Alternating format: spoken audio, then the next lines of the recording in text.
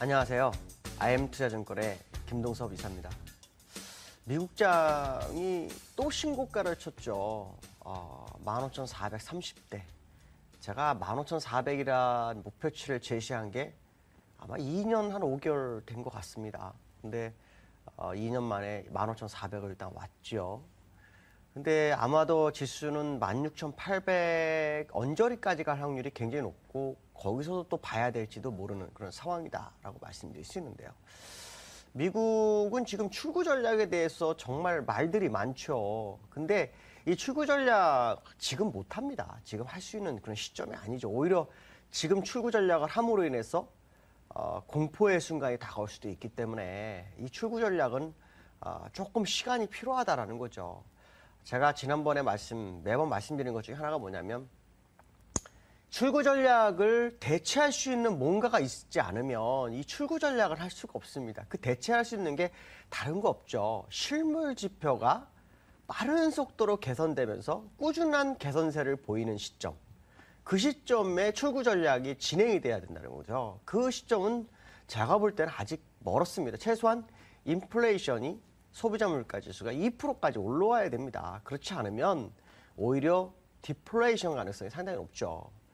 어제 연준의 연중의 일부는 양적 완화를 다음 달이나 여름 이후에 줄여야 한다라는 얘기를 했지만 오늘은 또 제임스 블라드라든가 더들리 같은 사람들은 양적 완화를 계속해서 유지해야 한다라는 얘기를 하죠.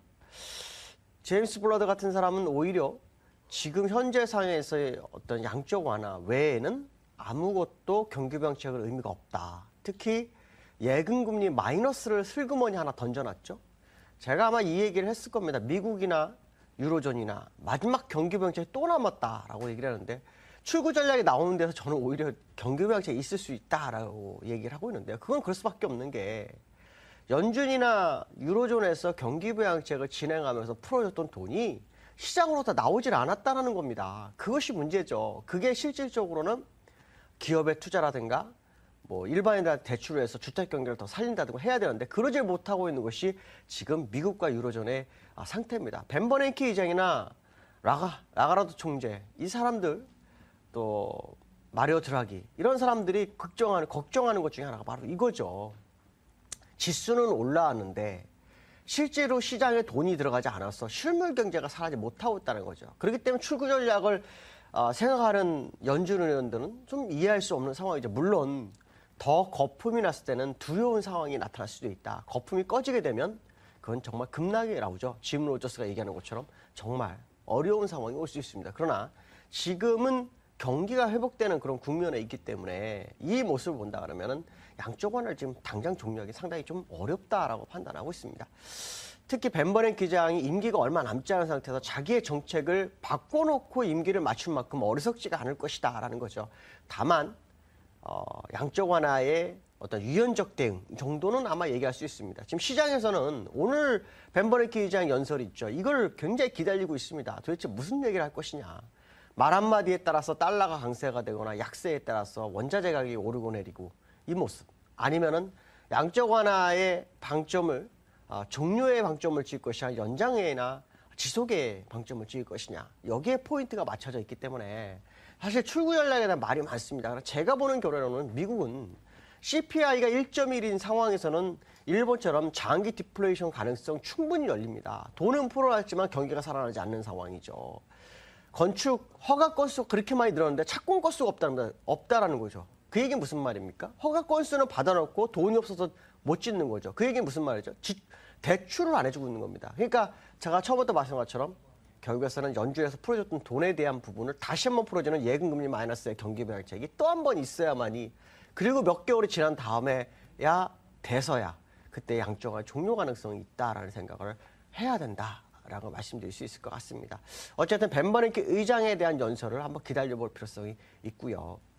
그다음에 유로존에서 어저께 그 시장 참 강세장이 시작된 것 같다는 생각이 드는 게 유로존에 악재가 있었죠. 어떤 악재가 있었냐면 유럽 의회에서 고액 예금자에 대한 손실 부담에 대한 부분 이걸 유럽 의회에서 통과를 시켰죠. 그래서 2016년부터 키프로스에 적용했던 헤어컷에 대한 부분이 진행될 수 있는 소지가 열려버렸습니다. 근데 이 부분을 시장은 무시해버리죠. 그만큼 지금 시장은 가고자 하는 의지, 그리고 오히려 경기 부양에 대한 기대 심리가 지금 자극이 되고 있고요.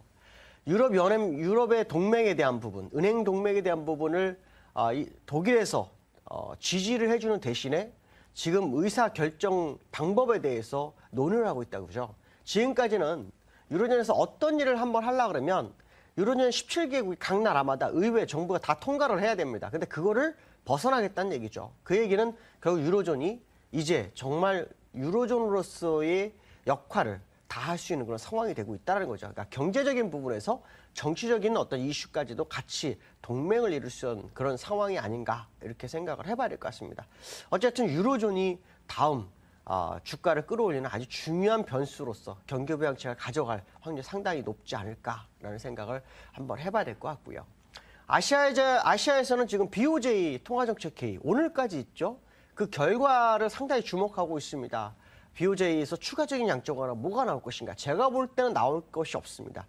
지금 걱정해야 될 것은 10년 만기 국채에 대한 금리죠. 이 부분이 지금 시장에 굉장히 우려로 작용되고 있고, 특히 수입 물가가 지금 4년 8개월 만에 엄청난 속도로 상승하고 있기 때문에 그들이 엔화 약세로서 얻을 수 있는 것이 정말 제약될 수 있는 부분도 있다는 거죠. 기업들에게는 도움이 될지 모르지만 일반 서민한테는 아무 도움이 안 될 수 있는 부분이 있어서 BOJ에 대한 어떤 통화정책 결과가 나오는지가 시장에 아주 중요한 관전 포인트가 되는 확률이 상당히 높다라는 거죠. 그러나 지금 중요한 것은 뭐냐면 일본이 이제는 주가가 내려올 수도 있다라는 시그널이 여러 군데서 나온다는 거죠. 무슨 말이냐면 해외에서 일본에 투자하고 있는 많은 사람들이 단기 상승폭 때문에 이익 실현에 대한 욕구가 있고요.